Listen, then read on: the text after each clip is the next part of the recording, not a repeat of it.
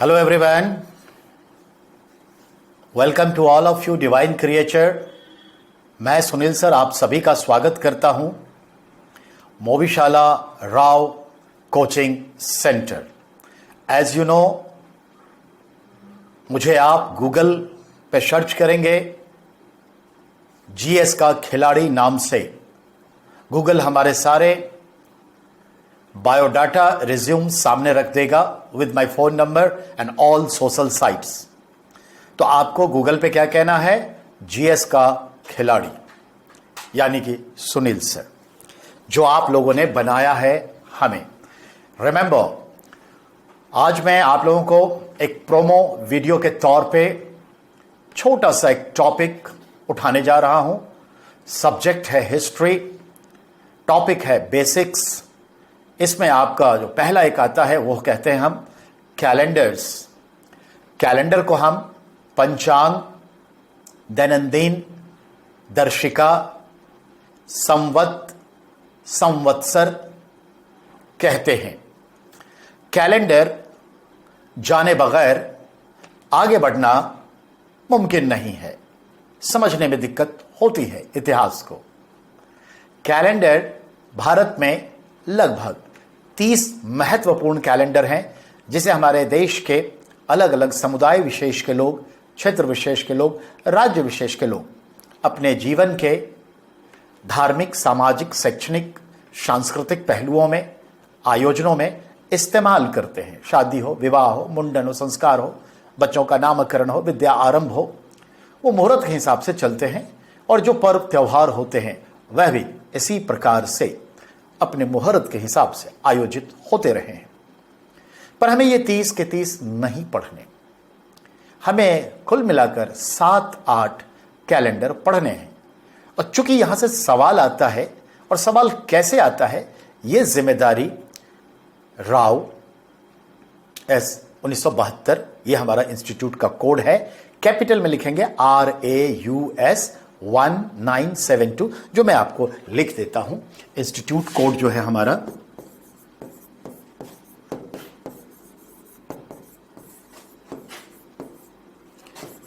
RAUS 1972, ये institute code है eight मोविशाला। मोविशाला, ठीक है, एजुकेशन पे। तो याद रखना है, यह हमारे इंस्टीट्यूट का कोड क्या है? राउज 1972, ठीक है, एट मोविशाला। ऐप पे आप चले जाएंगे तो यह शब ऐप आपको मिल जाएगा इस कोड से। बाय द वे, हम बात को आगे बढ़ाएं, लिसन केयरफुली। आज का हमारा टॉपिक जो है फर्स्ट हिस्ट्री, हिस्ट्री में बेसिक्स, बेसिक में कैलेंडर्स, कैलेंडर के साथ हमें टाइम लाइन भी समझना होता है, समय रेखा को समझना जरूरी है। टाइम लाइन समझते ही हमें समझना होगा कार्बन डेटिंग। कार्बन डेटिंग क्या होता है? जैसा कि हम और आप जानते हैं, to find out age of archaeological evidence. कहने का मतलब है पुरातात्विक साक्ष्यों की उम्र पता करने की जो एक लैब टेक्निक यानी प्रयोगशाला विधि है, उस विधि का नाम है कार्बन डेटिंग। इसके बारे में भी हम बात करेंगे। 6-7 सवाल यहां से तय होते हैं। पूरे प्रोसेसिंग में 6 और 7 ही सवाल होते हैं, इससे ज्यादा नहीं। तो हम आज क्या पढ़ने जा रहे हैं? टाइमलाइन, कार्बन डेटिंग और कैलेंडर्स। Let's start. हम आपको समझाते हैं। आइए, इस पेज के बाद हम बात करें, जो नेक्स्ट पेज होगा उस पर चलते हैं। तो ये तो आपने देख लिया, सबसे पहला हमारा टॉपिक ये। First of all, carbon dating.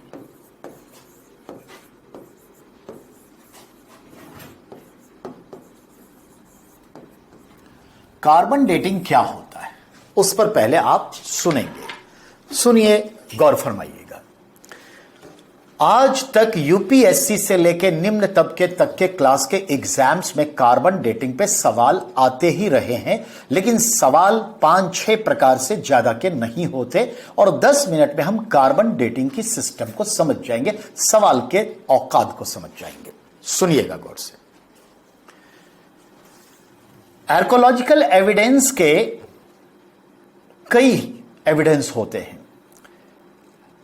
उन एविडेंसों में जो लिविंग क्रिएचर्स होते हैं, जैसे मनुष्य है, जीव जंतु हैं, पक्षी है, इन तमाम चीजों में देखें तो जीवन में जब हम अलाइव रहते हैं तो कार्बन के कई आइसोटॉप्स हमारे शरीर में, बोन्स में होते हैं। और इसमें हमारा C14, कार्बन 14, जो एक कार्बन का आइसोटॉप्स है, समस्थानिक है, वह भी होता है। हमारे वैज्ञानिक को पता है कि जिंदा रहते हुए किस जीव जंतु में कितना सामान्यतः C14 की मात्रा होती है। और वैज्ञानिक को यह भी पता है कि जब वो जीव डेथ कर जाता है, जब वो जीवाश्म बन जाता है, तो उसके बोन में ये जो कार्बन 14 है वो रिड्यूस हो रहा होता है, सब्लिमिट कह लीजिए, उधर्पातन कह लीजिए, या डिके कह लीजिए, क्षय हो रहा होता है, यानी क्वांटिटी में कम होता है। और ये समय के साथ कम होता रहता है अगर उस जीवाश्म, उस हड्डी को जलाया नहीं गया हो। अगर वो मौसम में है, चाहे वो रेत के नीचे दबा है, बर्फ के नीचे दबा है, या फिर जल प्लावित वाले क्षेत्र के किसी मिट्टी के नीचे दबा है, उदाहरण ले लें साइबेरिया में दबा है, कारगिल द्रास में दबा है, समझ लें हिमालय के किसी घाटी में दबा है, उदाहरण ले लें राजस्थान के रेगिस्तान की जमीन के नीचे पड़ा है जीवाश्म, चाहे वो जानवरों का हो, पक्षियों का हो, इंसान का हो, किसी का भी। या फिर आप बिहार में, बंगाल में, उड़ीसा के उन नदी घाटी के क्षेत्र में, जैसे सारण है, छपड़ा है, गंगा घाटी है, उन सब में पानी ज्यादा रहता है, अंडरग्राउंड वाटर भी अप सिचुएशन में होता है, वहां पर कोई पड़ा हुआ हो जीवाश्म, तो ध्यान में रखेंगे। अगर देखें कि अगर अलग अलग जगहों पे ज्योग्राफी उसकी अलग है, क्लाइमेट अलग है, जलवायु अलग है, स्वाभाविक सी बात है कि जहां पे मॉइस्चर ज्यादा होगा वहां पर इस C14 के डिके की जो प्रोसेसिंग स्पीड होगी फास्ट होगी। और अगर ये ड्राउट एरिया में है, जैसे हमने कहा अरावली, वेस्ट ऑफ अरावली में है, जैसे थार के रेगिस्तान में, तो यहां डिकेइंग प्रोसेस स्लो होगी। और अगर ये बर्फ में दबा है तो बहुत ही कम होगा। तो ये अलग अलग जलवायु पर फर्क पड़ेगा, पर ओवरऑल हमारे वैज्ञानिक को, साइंटिस्ट को पता है कि डिकेइंग का प्रोसेस क्या होता है, कहां क्या, और वो प्रोसेस में कितने समय में कितना C14 कम हो जाएगा उस बोन में, उस जीवाश्म में, उस फॉसिल्स में। यह पता है वैज्ञानिक को। अर्थात C14 लाइफ के मरने के बाद बोन में जो होता है वो रिड्यूस होता है, उसकी प्रोसेसिंग है और फिक्स्ड रेशियो है डिके का। ठीक है, चलिए तो नंबर 1 पे पॉइंट करें, कार्बन डेटिंग क्या है। सवाल का जवाब, carbon dating is a lab technique to identify age of archaeological evidence. Carbon dating क्या है? यह एक प्रयोगशाला विधि है जिसके तहत C14 को आधार बनाकर हम पुरातात्विक, ठीक है, साक्ष्यों का उम्र पता करते हैं। एक पॉइंट क्लियर। दूसरा सवाल, किसने C14 से जुड़े इस कार्बन डेटिंग टेक्नोलॉजी की खोज की? आई मीन कार्बन डेटिंग जो एक प्रयोगशाला विधि है, इसकी खोज किसने की? Who invented carbon dating technology?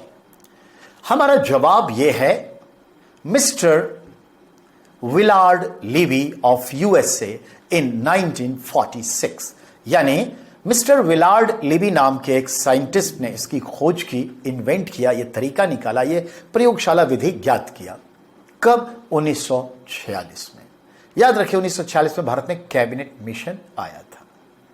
नहीं, 1946 में याद रखिए कि बगावत शुरू कर दी थी हमारे मुस्लिम लीग के सदस्यों ने। डायरेक्ट एक्शन डे यानी प्रत्यक्ष कार्रवाई दिवस, यानी लड़ कर लेंगे पाकिस्तान। बैठ के नहीं ले सकते थे, लड़ कर लेंगे। खैर चलिए, तो सवाल यह है, तो 1946 में विलार्ड लिबी ने कार्बन डेटिंग इन्वेंट किया, जो एक प्रयोगशाला विधि है। 2 क्वेश्चंस के लिए। तीसरा सवाल आता है, कार्बन डेटिंग में क्या इस्तेमाल होता है?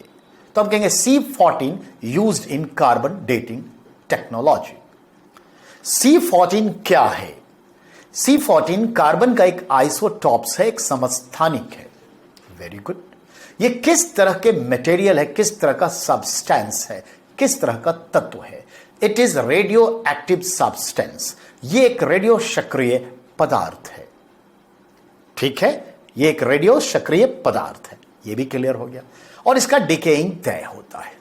ठीक है, अब सवाल आपसे पूछता है what is the half life of C14, यानी कार्बन 14 का आधी जिंदगी उम्र कितनी होती है? कभी पूरी बात नहीं की जाएगी कि पूरी जिंदगी क्या होती है। The half life of C14 according to NCERT 12th class old syllabus ancient Indian history chapter number 2 क्या कहता है? 5868 ईयर, यानी 5868 वर्ष।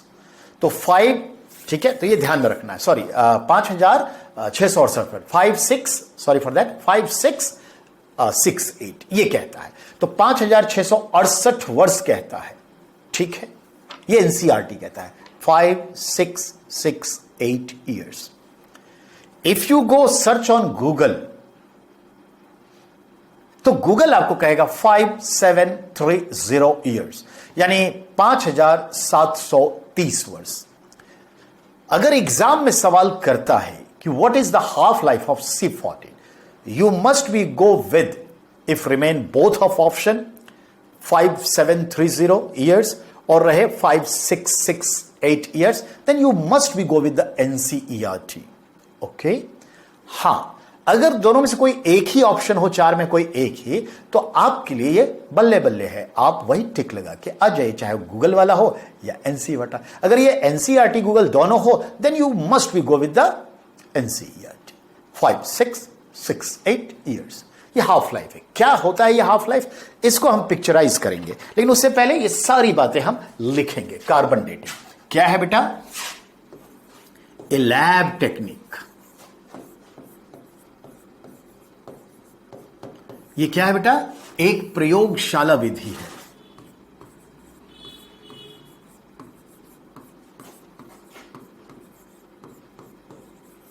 एक प्रयोगशाला विधि है।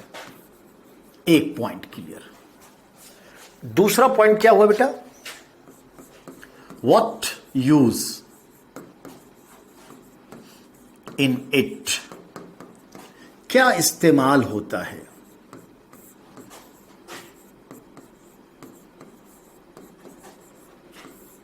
होता है इस विधि में। यह सवाल बना दीजिए, तो इसका जवाब बना देंगे कार्बन 14, यानी ठीक है, कार्बन 14 इस्तेमाल होता है। ये चीजें होंगी आपकी। अगला सवाल बनाइए कि what is life of the C14 and what is the C14। तो C14 इज ए, ठीक है, रेडियो एक्टिव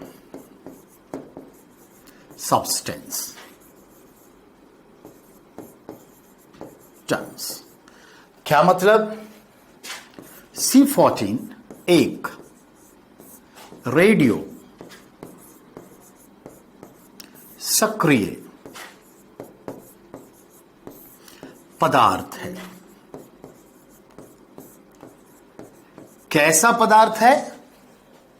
तो क्या जवाब देंगे? आइसोटॉप्स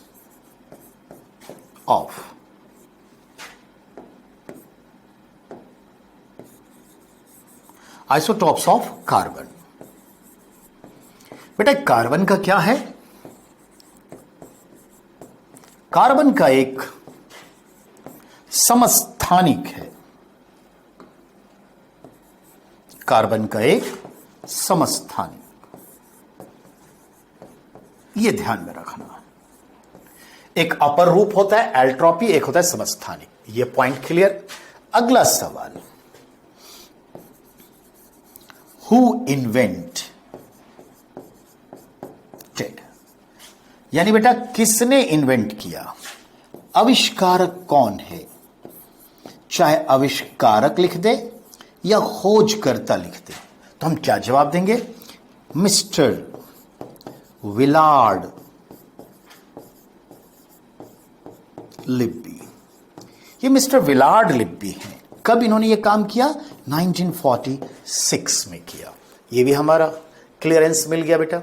अब सवाल अगला, ठीक है, थोड़ा सा हमें घिसकाना है पेज। ओके, अब अगला सवाल, what is the half life of C14। C14 की हाफ लाइफ क्या होती है, तो हम पहला ऑप्शन लेंगे, क्या, 5668 ईयर्स। किसके अकॉर्डिंग, NCERT बुक के अकॉर्डिंग। दूसरा ऑप्शन क्या लेंगे, 5730 ईयर्स। और ये किसके अकॉर्डिंग लेंगे, ये लेंगे अकॉर्डिंग गूगल। आज गूगल भी एक टीचर हो गया है, तो ये, लेकिन प्रायोरिटी हम किसको देंगे, it is very important to understand that's we have to give priority. Priority इस पे जाएगी, हम अभी आपको समझाया। तो आप प्लीज पेन डाउन कर लीजिए इस बात को। C14 एक लैब टेक्निक है to identify age of archaeological evidence, ठीक है ना। तो हमने क्या कहा था, इसका यूज कहां करते हैं, नहीं तो इसका यूज, तो हम देखते हैं इसका use, to identify age of, ठीक है,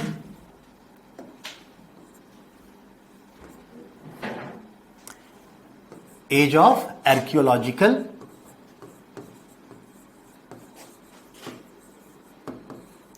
एविडेंस।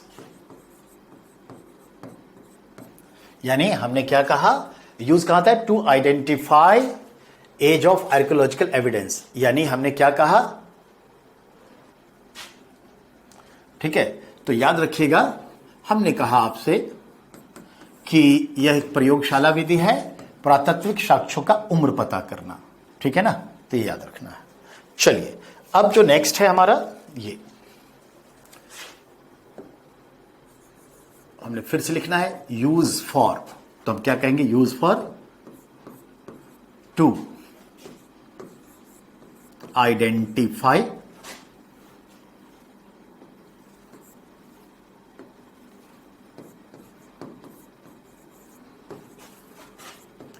एज ऑफ आर्कियोलॉजिकल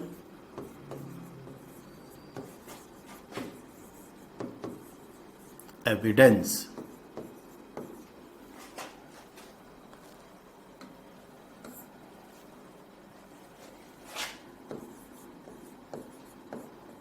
या एविडेंसेस, यानी पुरातात्विक, जैविक साक्ष्यों का उम्र ज्ञात करना,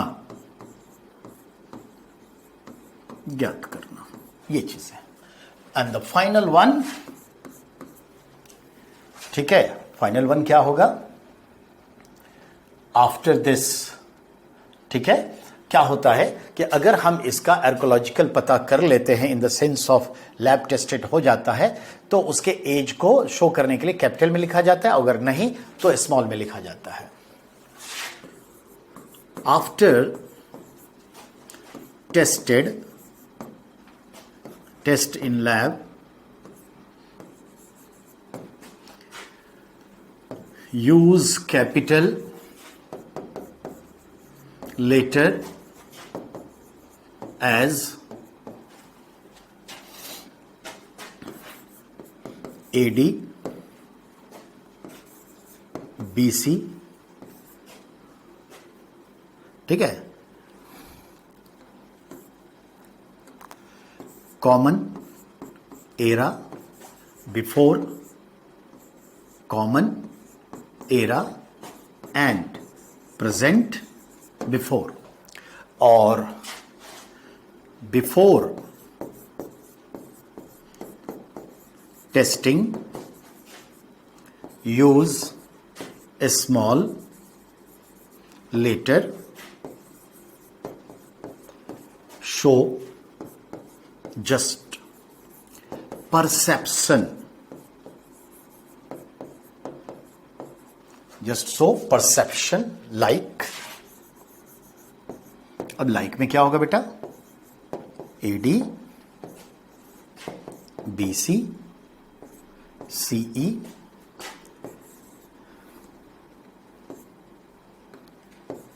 BCE and प्रेजेंट बिफोर, ये चीजें शो करेगा। ओके, अब आखिरी चीजें अब देखते हैं जो हम बात करने जा रहे हैं, वो देखें।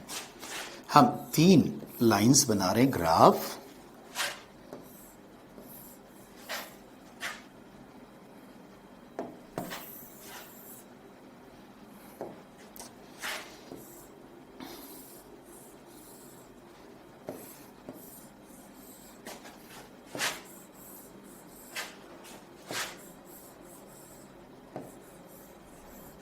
ऐसे बना दिया। अब हमने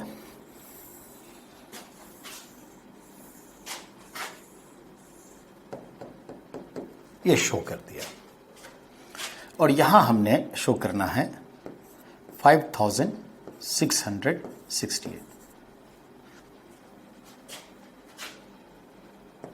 5668, 5668, और ऐसे बेटा 5668, और यही चीजें चलती रहेगी। यहां पे हमें शो करना है ये C14 है, और ये C14 है 10 mg, ठीक है। क्या शो करेंगे हम, 10 mg, तो ये 100% मान लेते हैं, मानना ही तो है। और यहां शो करते हैं जस्ट इसका हाफ 5 mg। अब C14 के साथ 5 mg, तो परसेंटेज भी हम घटा के 50% कर दें, ठीक है। फिर इसी तरीके से हम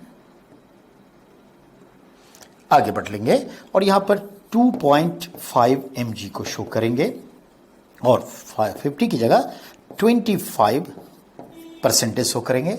यहां 1.25 mg शो हो जाएगा, और यहां परसेंटेज 12.5% हो जाएगा। और इसी तरीके से यहां पर हम जो है क्या शो करेंगे,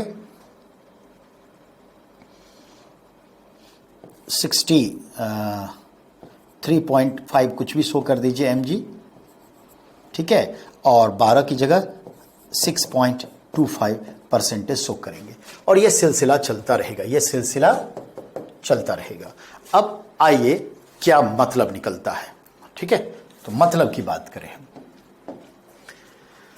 you have to suppose that, okay, you have to suppose that कि अभी कोई लिविंग क्रिएचर जो डेथ कर गया है, तो उसके फॉसिल्स में, बोन में 10 mg C14 है, 10 mg C14 है, तो दैट मीन्स 100%। लेकिन 5668 वर्ष बाद, नेचर में वो पड़ा हुआ है कहीं, 5668 वर्ष बाद ये 5, ठीक है, mg यानी मिलीग्राम रह जाता है, यानी कि वो 50% अपनी क्वांटिटी में बच गया है।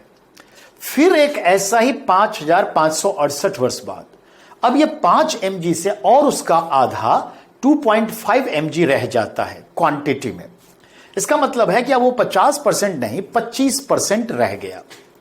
अब फिर ऐसे ही एक टाइम पीरियड गुजरता है 5668, 5668 वर्ष, ठीक है।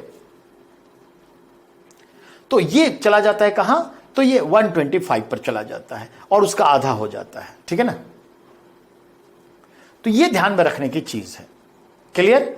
और उसी तरह से 5 6 6 8 करके आएगी तो उसके हाफ में चला जाएगा। तो ये चीजें हैं, 5668 56 68 को दिखाता है, ठीक है। तो ये चीजें हैं। अब ध्यान में रखना है, ये ओल्ड सिलेबस के अकॉर्डिंग है। न्यू सिलेबस के अकॉर्डिंग जो देखेंगे तो हम 5 6 6 8 की जगह क्या दिखाता है, 55 68 भी, 5568 वर्ष भी दिखाता है। तो ये चीजें होती हैं, ठीक है ना। तो वो कोई इश्यू नहीं है। तो आपको गूगल के हिसाब से देखेंगे तो आपको ये देखना होगा। अब गूगल क्या कहता है, 5 7, ठीक है, 3 0 ईयर।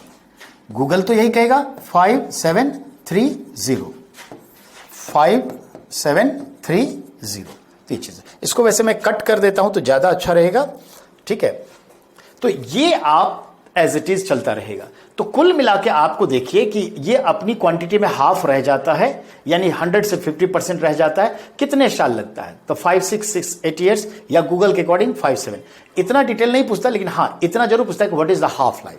तो 5568 वर्ष न्यू सिलेबस, ओल्ड सिलेबस 5668 वर्ष, और गूगल कहता है 5 7। तो जरा कॉम्प्लिकेशंस तो हैं, पर उस पर चिंता करने की जरूरत नहीं है। सिंपल सवाल आएगा कि what is the half life of C14। तो आप कह सकते हैं गूगल के अकॉर्डिंग अगर चॉइस दिया है तो 5 7 3 0, और अगर गूगल का चॉइस नहीं है, NCERT का है, तो क्या है आपका 5568 है ओल्ड सिलेबस, न्यू सिलेबस 5 6 6 8 है। तो यहां कंट्रोवर्सी है, लेकिन कुल मिला के आपको क्या ध्यान में रखना है, तो दो ही चीजें ध्यान में रखनी है, ठीक है। तो ये चीजें तो आप समझ गए, क्लियर। आइए यहां पर हम इन चीजों को उड़ाएं, क्योंकि जब लेटेस्ट होता है तो लेटेस्ट पे ही बात होनी चाहिए।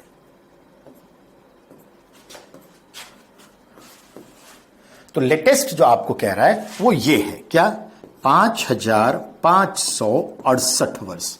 तो हम यही दिखाएंगे 5568 वर्ष जो लेटेस्ट होगा। लेकिन हमने बताया जब पुरानी किताबें पढ़ेंगे तो ये चीजें आपके सामने में आएंगी। तो 5568 वर्ष, वही चीजें 5568 वर्ष चलेगा, ठीक है। 5 5 6 6 ये चलेगा। तो ये क्या है, NCERT अभी बताया था, NCERT का है, और नीचे जो है वो गूगल का है। ये ध्यान में रखना है। तो आपसे हाफ लाइफ पूछता है। अब एक बार आप ये ध्यान में रखेंगे,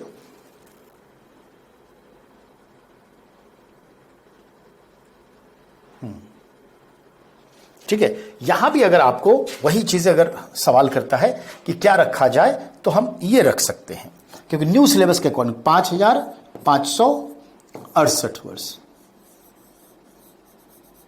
ठीक है, 5568 ये हमारा फाइनल है, ठीक है। अब आ जाइए, आपसे अब सवाल का पूछने का उसका जो तरीका है, उस सवाल पर चले। वो सीधा सवाल क्या करेगा, देखिए सवाल क्या करता है। एक बार सवाल किया कि 75% बचा हुआ है किसी फॉसिल्स में, बताइए उसका एज क्या होगा। यानी 75% बचा है, बताइए उसका एज क्या होगा। तो हम जवाब क्या देंगे, 1 जो टर्म है, जो हाफ लाइफ है, उसका हाफ करेंगे, क्योंकि 100 और 50 के बीच में 75 आ रहा है, तो स्वाभाविक है कि ये इसका हाफ हो जाएगा। तो यही कोई कितना करीब हो जाएगा, 2800 के आसपास आ जाएगा। अच्छा, एक बार सवाल किया कि ये 37% पॉइंट हाफ बचा हुआ है, 37.5% बचा है, तो क्या जवाब देंगे।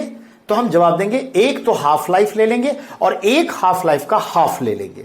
तो नियर अबाउट क्या हो जाएगा, तो वही चीज है, लगभग 7000 समथिंग हो जाएगा, यानी 7500 के आसपास हो जाएगा। वही चीजें अगर आपसे और वो विस्तार रूप से पूछे कि 17.5% बचा है, तो क्या होगा, 2 हाफ लाइफ ले लेंगे और एक तीसरे हाफ लाइफ का हाफ ले लेंगे। तो this is the way to understand. कुल मिला के आप इतना समझिए कि कार्बन डेटिंग पे 5 प्रकार के सवाल आते हैं। What is carbon dating? Lab technique to identify age of archaeological evidence. What is the use in it? C14 use. That is the carbon's isotopes. It is radioactive substance. ये एक radio सक्रिय पदार्थ है। What is the half life of C14? 5 5 6 8 years. यानी 5000, ठीक है, 5568 वर्ष। तो ये चीज है। अब आइए गूगल क्या कहता है? तो 5730 ईयर्स। ठीक है, अब आपसे एप्लीकेशनल क्वेश्चन पूछता है, तो एप्लीकेशनल क्वेश्चन ये होता है। एंड एक फाइनल क्वेश्चन, हु डिस्कवर या invent the this carbon dating lab technique? Your answer will be Willard Libby in 1946। इसके साथ कुछ भी नहीं है। हां, अब हम नेक्स्ट जो पढ़ेंगे वो होगा हमारा टाइमलाइन एंड कैलेंडर, तो वो हम अगली कक्षा में पढ़ेंगे। आज इतना ही, और आपका बहुत बहुत धन्यवाद, शुक्रिया। और जुड़े रहने के लिए आप क्या करें, मोबीशाला ऐप पर जाकर के आप वहां पर इंस्टीट्यूट कोड डालिए, कैपिटल में RAUS 1972। Thank you very much.